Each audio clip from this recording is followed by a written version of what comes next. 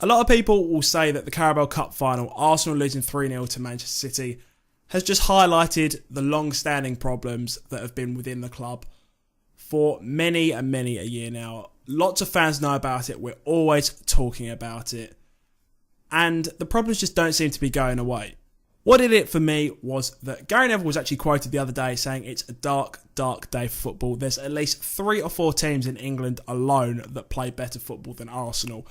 When you think about it, considering Gary Neville was a rival of us, a major rival, the Arsenal-Manchester United, those big days around the Invincibles, times like that, for him to say something like that, and he does respect Arsenal massively, that shows a lot. And being brutally honest, he's not wrong. When you look at our team, there are many a team that play better football than us now. Manchester City for sure. He even said Tottenham as well, and some people might actually argue that they do play better football than us. Obviously, on our day, when we're at it, we're very good, but it doesn't always happen. We've been classed as spineless on occasion, especially in the final, and that is true pretty much from back to front.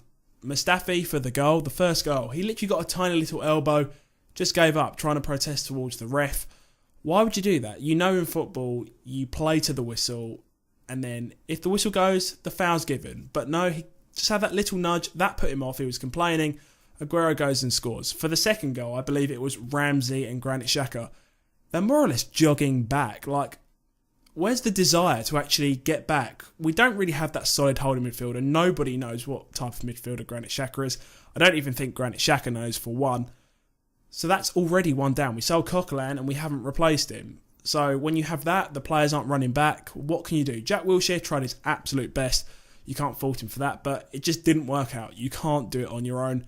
And then when you look up top, Aubameyang, he was isolated. He's found the exact same problem that Lacazette has had recently. Pretty much, he couldn't get any service. Lacazette started to get criticised a bit. And then in the final, it's the exact same example. Aubameyang couldn't really get anything. Nothing came from it. Also, just a note on Mesut Ozil. The cup final is another opportunity where he could have really shown his quality, shown everybody else what we have, but he just decided to go missing. People have described Pep Guardiola as a bit of a revolutionary since he's come to English football. He's changed the way that it's played. The way that Manchester City play is phenomenal. I know they've spent a lot of money, but it has worked. And he's been compared to Arsene Wenger when he first joined Arsenal in 1996. The way that they just completely changed the way English football was played. And in that way, they are very similar. It's sad because when you look at it, Pep Guardiola's style of football has kind of come in and changed the way it's done. And we haven't really reacted to that. We haven't been good enough.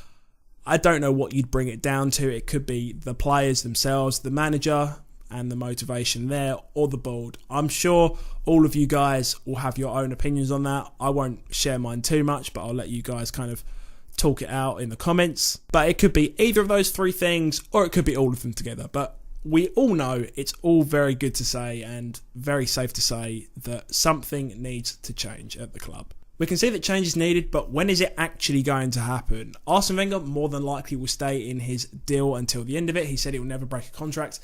And you can't really see the board breaking or sacking him anytime soon, or even coming to some sort of mutual agreement at the end of the year.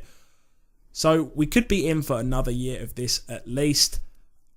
I don't really know what we can do. We're just going to have to kind of sit tight and see what happens. More than likely this year, we're not going to get into the top 4. We're 10 points behind now. We have a game on Thursday against Manchester City, but what are we going to get? A draw or a loss at best, really? If we win, it'll be amazing, but then we'll still be 7 points behind Tottenham. That's going to be a lot to turn around considering we have about 10 or 11 games left. Europa League, we don't have an easy draw. We're up against AC Milan, as you will all know. They're doing really well too.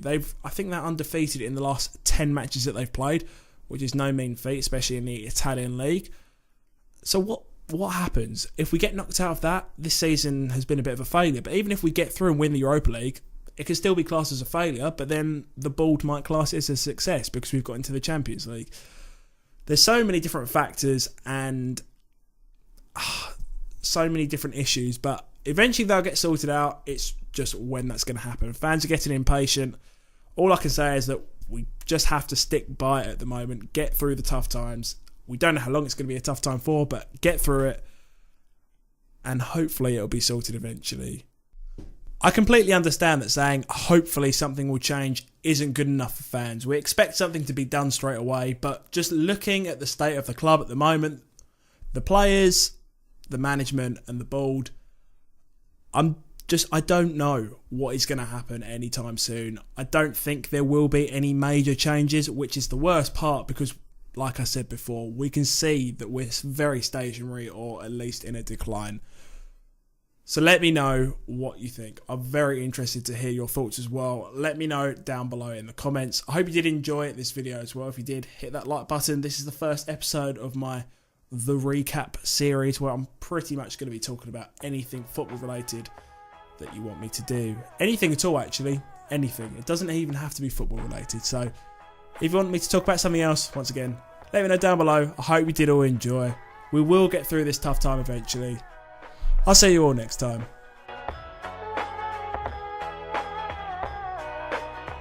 Yo, I ain't here for the money, I ain't here for the fame. Though it might be nice to own a jet plane, I'ma do it all for you. Come along and see us.